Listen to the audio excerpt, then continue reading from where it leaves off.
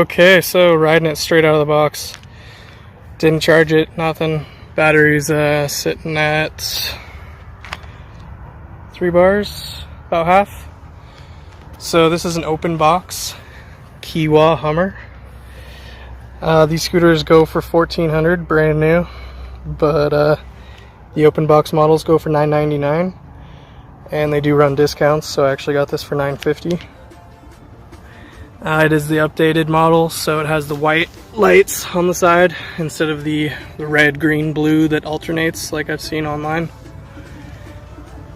So far it rides amazing. It's extremely comfortable, so plushy. The 10-inch tires, they ride so much better than 8-inch. It's crazy. This thing is probably about 6 to 8 inches longer than the Joyer, and you feel it. It rides a little smoother, a little straighter, it feels like.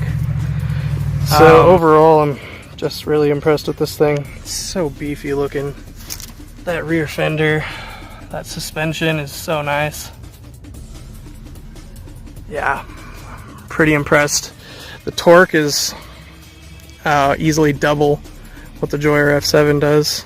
I'm gonna go test it out and see if I can get it to slow down on a few hills, see how good the hill performance is. So I didn't exactly get a chance to do an unboxing video on this.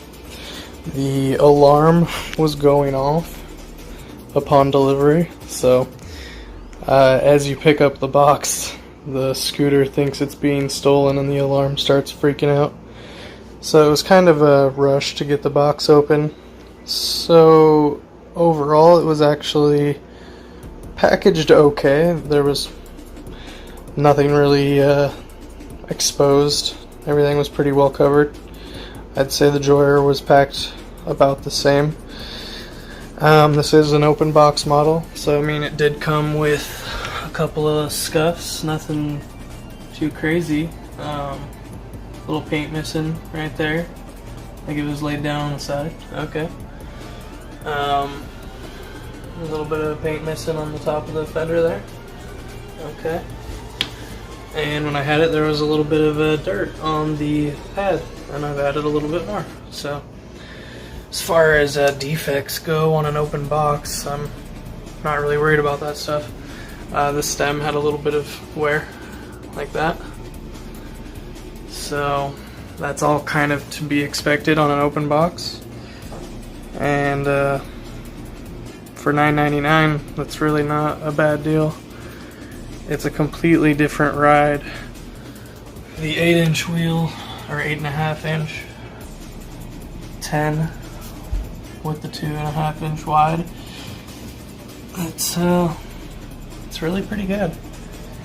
It feels really stable. My wife rode on it with me at full speed. She said it feels a lot more stable than the other one, even while riding it alone. So I did have an issue with the brake making contact. This bolt right here, that Allen, the black one right there, you back that one out a little bit and you can kind of adjust where the brake's sitting. So I believe I got it fixed so that the brake's not making contact anymore. There's a little bit of play in the stem. Nothing more than this one, I'd say. So maybe I'll just get used to it. But it feels like slightly more play than this one does. The Joyer feels a little tighter. And I've got quite a bit more miles on it, about 100 miles on the Joyer. This came with 10 miles on the instrument cluster or whatever. Online it guaranteed less than 30, so I'd say 10 miles is really not bad. It just seems really beefy. It's pretty thick.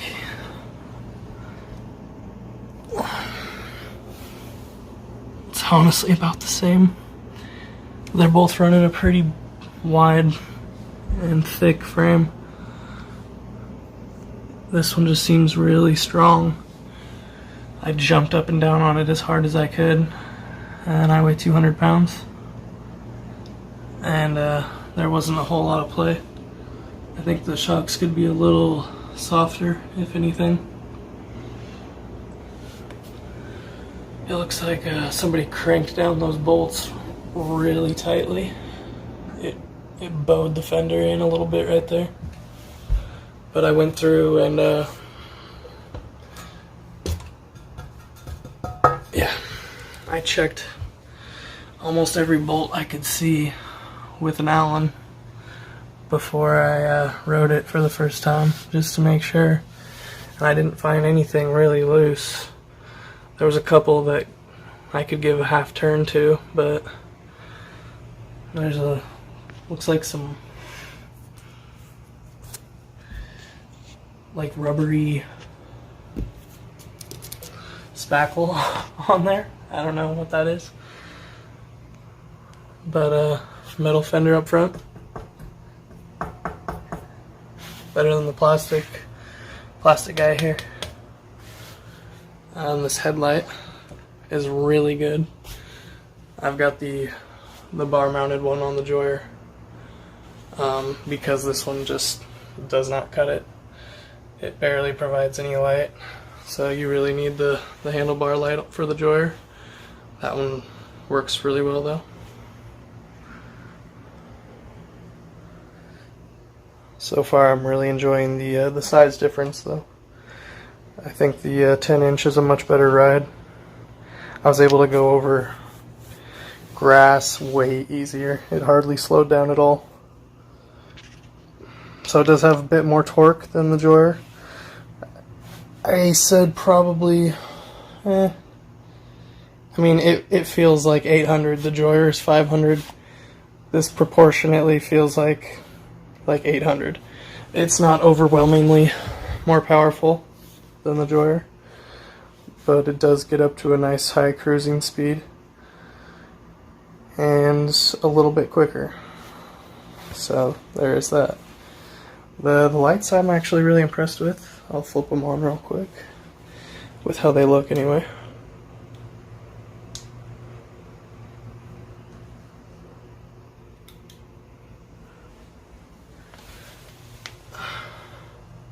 Nice solid white.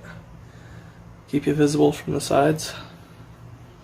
Nothing crazy, but I like it a lot better than the red, green, blue that they have advertised.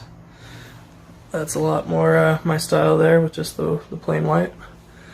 And then those two headlights are really pretty good. They don't look so great right here, but outside they're actually lighting up in front of me really well. They're pretty good, and I might not actually need to buy a bar-mounted light for this one at all. Time will tell. Also want to touch on the fact that this scooter is definitely made for a taller individual. Obviously it can go down to as low as that, just like the Joyer can, but the Joyer's top bar height is right there. Otherwise you're pulling these too tight. So far I still can go another notch on these guys, and they're a bit higher than the Joyer already, and so that's not even the highest position. It'd be good for somebody 6 foot plus. This one did come with a better manual than the F7 did. Pretty excited about this one. It does give you good instructions on recharge, remote controller stuff, and best of all, detailed instructions on how to set up the LCD. There's a disclaimer on not changing any of these settings, but nobody reads that. This will kind of put the frame size into perspective a little better. The Joyer is pretty straightforward, all straight. The Qiewa has the little angles there, and it's a decent bit wider. You can easily stand with your feet side by side. On the Joyer you can as well, but your feet do hang off the side a little bit. It just looks so much beefier. You got the disc brake in the back. Once adjusted properly, should be really good. That suspension looks great. Metal rear fender, big tire, good tread. I do honestly like the gold or the bronze wheel there. Decent accent. The Joyer has the drum brake in the rear. Taillight right here for the Joyer. The taillights for this guy, they are kind of hidden. Let's see here.